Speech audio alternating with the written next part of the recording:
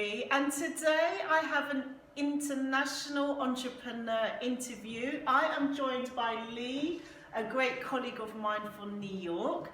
So without further ado, let's get the interview started. Lee, would you like to introduce yourself and your business? Yes, hello everyone. I am S. Lee Wright. I am a holistic interior designer, and you can find me on sleewright.com. Excellent. And all Lee's details will be in the bio and description, so please do follow Lee and check out her website.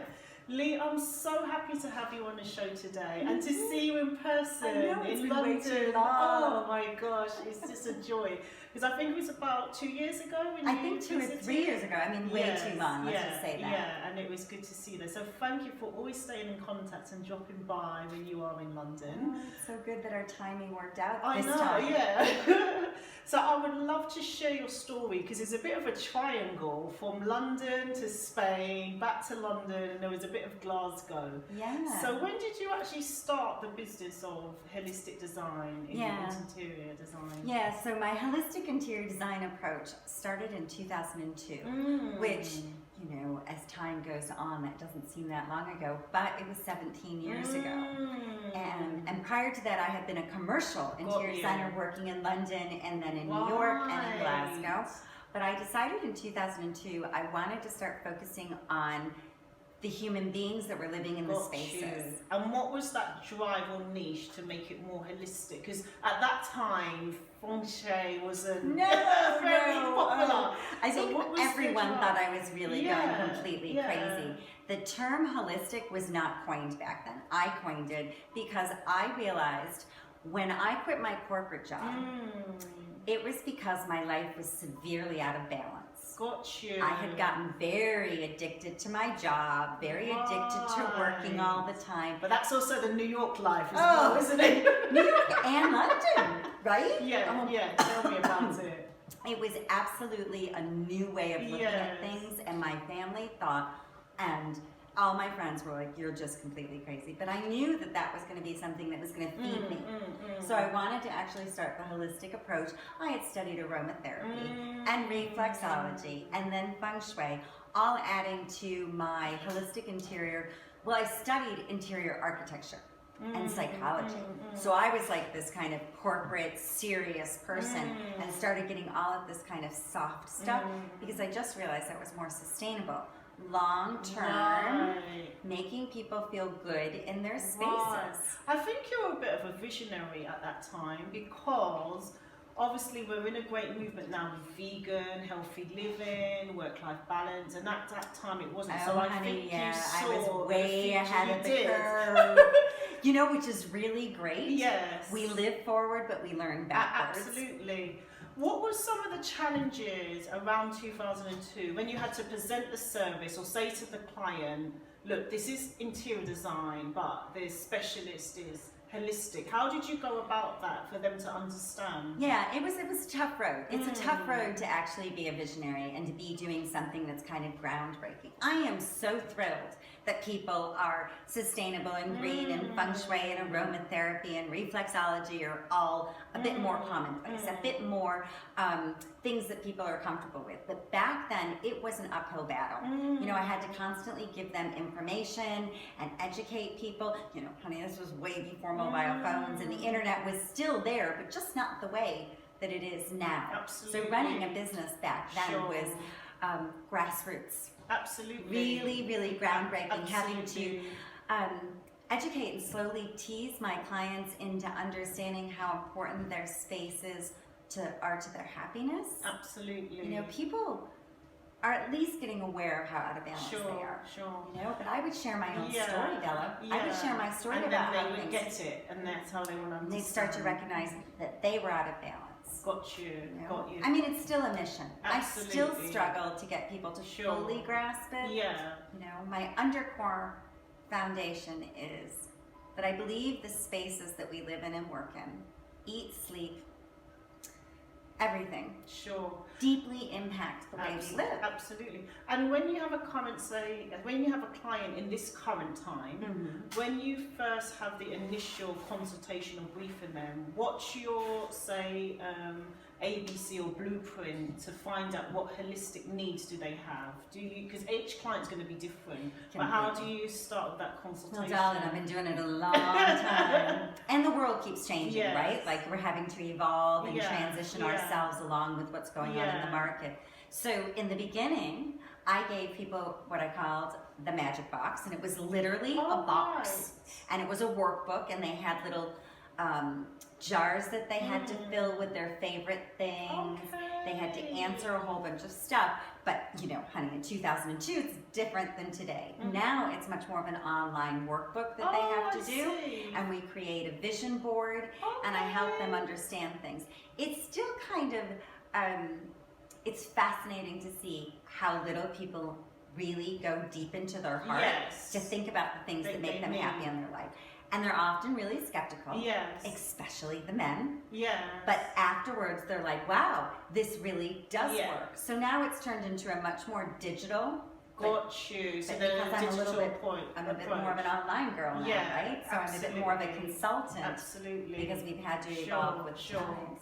And just for the audience to understand, because interior design can mean so many different things. And would that mean that it's all residential internally with the home, or is there certain rooms that you tend to favour, or is it the whole home, the whole project? What does that look like? So that's a really great question. There's a lot of confusion in the world about interior design. It has become a super, super, super popular thing, and I'm really happy that the world gives a hoot about their spaces these days. But there is a big difference between interior decoration, interior design, architects. Right? So I am a classically trained interior architect. I went to 5 years of school for interior architecture, which is about the interior of a building. And I specialize in my education, specializes in renovations, right? But being a decorator is really important too, because colors and all of the things that make a space cozy and all of that. So I say holistic because I look at a space on how it's going to actually function for you.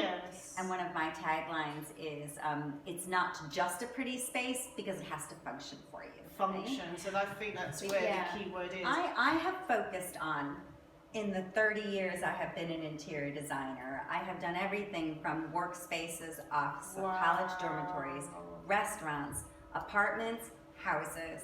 So I can do it all. I've won awards in kitchens and bathrooms. They are by far the most complicated and expensive room in the house. But I really, one of the things that I think sets me aside is I believe great design can be done across the board. The board, And it's kind of counterintuitive, especially in today's world. Most people get into a niche. And I say my niche is just great design. And my niche is helping you figure out what's good for you. And then me helping you find the path on how to implement it. And it's not about spending a lot of money. It's not about the biggest, brightest, prettiest. It's not about fancy stuff. I'm much more realistic than the kind of glamorous, high-end luxury. And I'm hugely sustainable today. Absolutely. So I think that's key. I believe great design is green design. Great design, green design is feng shui, which is an ancient practice on mindful design. That's my specialty. Fantastic. So guys, if you've just tuned in, you are watching the Bella Networking TV show, and I'm joined by Esley Wright, who is an international guest from New York. So I'm so happy to have her here. And we've been discussing her niche for holistic interior design. And we're going to talk about this triangle she has going on between London, Spain, and New York. So tell me, how has this expanded now that you're in London some of the time and you're also based in Spain? So when did you relocate to Spain? So yes, great story. So 5 years ago in New York, running my company for about 15 years, and the world had been disrupted, like most businesses, right? And you have to keep on top of your business as well. Got to change with the times and listen to what people need. Because things do change in business. Oh God, completely. So the big economic crash of 2008 really changed the way people could spend money on their interiors. Really? And excitingly, I really like that people care about their spaces, but their disposable income changed a great deal. The DIY market is a multi-billion dollar market. People believe with Google that they can do a lot of things themselves. I am going to say that, you know, after 30 years, I probably know a thing or two more, but I had to switch my business to be more consulting. So I'm like your go-to to help you do it. Not necessarily the full white glove service, because not as many people are looking to do that. So 5 years ago, the industry's disrupted. I thought, I need to do something that's good for me. I need to be in a space that supports me. And I've always been a bit of an international. So I moved to have my home by the sea in Spain. Wow. Because I started to take advantage of technology. So my clients are in New York and in London and pretty much anywhere else. Do you know, I really have to commend you on that you reevaluated your business to start with, because we always talk about, we spend so much time in the business, servicing the clients, but you looked at on the business, you looked at change, you looked at technology. But the biggest question I've asked, because consulting, yes, you may not need to be face to face, but interior design is in somebody's home or the project.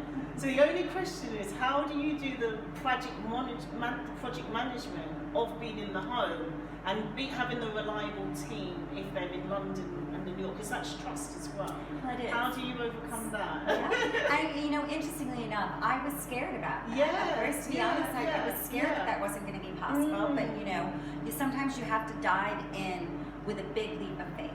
So I've always believed, and more so now, it's all about clear communication. Calm, clear, consistent communication will win the race every single day. And how much of it is trust as well? Because if you're in London or Spain and the project is happening in New York and you know, your team. Totally. How did you overcome that? Your entire life is about relationships. Yes. But relationships evolve and change too. Yes. So it has been a dance, right? And it keeps evolving and going, but it is about calm, clear, consistent communication. I'm not kidding you. That is the foundation to it. And walking people through the steps. Since more and more people are getting involved, Bella. People want to be involved with picking out their own things, and they want to understand the budget. And God knows there's a lot of information on Google. Yes. So they're doing a lot of the stuff. I guide them on how to do it. And I guess that's where you also said you took on board, and I totally agree with you, on technology. Yeah. So you've allowed technology to actually make the processes easier for you. Yeah. Totally yes and no. I do not use AutoCAD. I hand draw my drawings. Wow. I know, I'm so old school, but I really love it, and I really feel that I get a feeling for that. But doing a drawing in my office in Tribeca when my client was in Soho was no different than me doing my drawing in Spain and getting it over. So it's interesting that the day-to-day interior creative from you still can do that old school way, but use the technology for communication. But you know what, this is so wonderful to hear, because I know how international you are, and it doesn't just have to stop at that triangle, London, Spain or New York, you know, it can go further. So I love to hear that. Me too. I love to travel, and I get really inspired by different cultures, and you know that I am expanding my business to teach people how to design their own spaces. People are hungry to learn how to do their own design. So just because I've been doing it for 30 years and it's my profession, there are people who want to take ownership of their own spaces, and I'm really happy to teach them how to do that. And so I'm starting to do these workshops, these retreats in other cultures, like I just was in Marrakesh. Because it's such a yummy culture, and you can get so much inspiration from being somewhere new. And so I just did my first workshop there, teaching people how to use feng shui in their own space. So well, I'm so glad that you share that, because I would love to know, what have you got planned for 2020? More retreats, or what else do you have planned for next year? You know, the disruption of the business, of the interior design industry that happened after the economic crash, which just changed people to become more DIY, right? So I do design it with you, DIY. So I am all about hands-on, and as you can tell, I like to talk, and I'm a really good teacher. So teach what you know. Oh, absolutely, and share. You know, a lot of this stuff in renovations and design Sure. is trial and error. I've made a lot of mistakes over the years Yeah. because that's just life, right? Absolutely. So if I make mistakes, and I've been doing it for 30 Yeah, years, you can I want to teach. help people so they can miss Sure. those mistakes. Absolutely. So 2020 is about workshops. Yes. It's about trainings. It's about retreats. Yes. And I've written 3 books in the past, Wow. which is also trying to help give people the tools so they can do it themselves. Sure, sure. Guys, if you've just tuned in, you are watching the Bella Networking TV show. Pause it, it's fine.